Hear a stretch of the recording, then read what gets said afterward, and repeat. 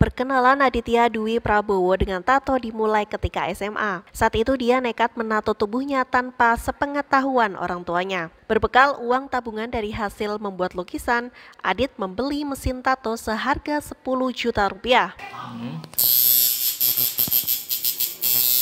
Kemampuan Adit tak hanya membuat tato saja, kini dia bisa membuat mesin tato sendiri.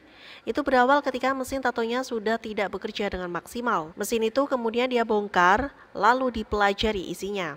Untuk membuat satu alat tato, Adit membutuhkan waktu 3 hingga 7 hari. Adit kemudian memasarkannya lewat media sosial.